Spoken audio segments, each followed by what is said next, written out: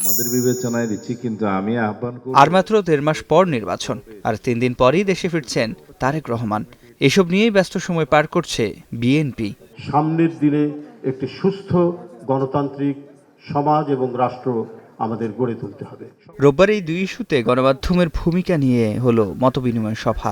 তাতে সামিল হন টিভি, পত্রিকা ও অনলাইনের কর্তা ব্যক্তিরা। তাদের বক্তব্যে উঠে আসে গণমাধ্যমের স্বাধীনতা ও বিএনপির কাছে নানা প্রত্যাশার কথা। প্রথম আলো, ডেইলি স্টার ভবনে আগুন দেওয়ার পরে এ সময় গণমাধ্যম সংস্কার কমিশনের প্রধান বলেন, কোনো নিরাপত্তা সংস্থার খবরদারি চায় না গণমাধ্যম। কোনো নিরাপত্তা সংস্থার থেকে ফোন করে বলা হবে যে কোন টকশোতে কাকে ডাকা হবে, এই চর্চাটা যেন বন্ধ হয়। রাষ্ট্রের কোনো সিদ্ধান্তের ত্রুটি সেটা তুলে ধরার সুযোগটা থাকতে হবে এবং সেখানে সহনশীলতাটা থাকতে হবে।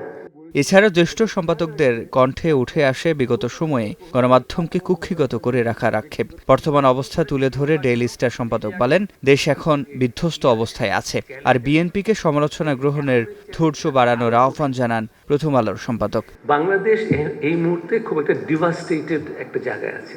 Institutions are being challenged and destroyed. কোনো সরকার কোনো দিন তারা ক্রিটিক্যাল জার্নালিজম অ্যাকসেপ্ট করে নাই। আমি আশা করব নতুন বাংলাদেশে এই ক্রিটিক্যাল আপনারা নেবেন। বিগত স্বৈরাচারী সরকার আমলে সবচেয়ে বেশি নিপীড়ন, চাপ, ভয়, ভীতির মধ্যে দিয়ে সংবাদপত্রকে যেতে হয়েছে, আমাদেরকেও যেতে হয়েছে। কারো কারো ক্ষেত্রে এটা ভয়ঙ্কর রূপ ধারণ করেছে। যেটা আমরা আশা করি, যেটা অনেকে বলে গেলে, যে আমরাও আগামীতে ভবিষ্যতে যদি বিএনপি বিজয়ী ক্ষমতায় আসে, আমরা আরও অধিকতর সহ্য শক্তি, আরও অধিকতরভাবে সমালোচনা সহ্য করা, গ্রহণ করা, মেনে নেওয়া মানে শোনা। ব্যক্তিতন্ত্র, দলতন্ত্র নয়, বরং বিএনপি গণতন্ত্রকে শক্তিশালী করতে চায় বলে জানান দলের জ্যেষ্ঠ নেতারা। নেতৃত্ব অবশ্যই থাকবে, কিন্তু ব্যক্তিতান্ত্রিক, স্বৈরতান্ত্রিক করার কথার কোনো প্রচলন আমরা করব না, এটা আমাদের অঙ্গীকার। যদি রাষ্ট্র পরিচালনার দায়িত্ব জনগণ দয়া করে আমাদেরকে অর্পণ করেন, তখন আপনাদের কাছে আমরা এখনই এই প্রত্যাশা দিতে পারি যে আমাদের সহযোগিতা থাকবে সর্বোচ্চ। এ সময় দেশের স্বার্থে সবাইকে ঐক্যবদ্ধ থাকার আহ্বান জানান বিএনপি নেতারা।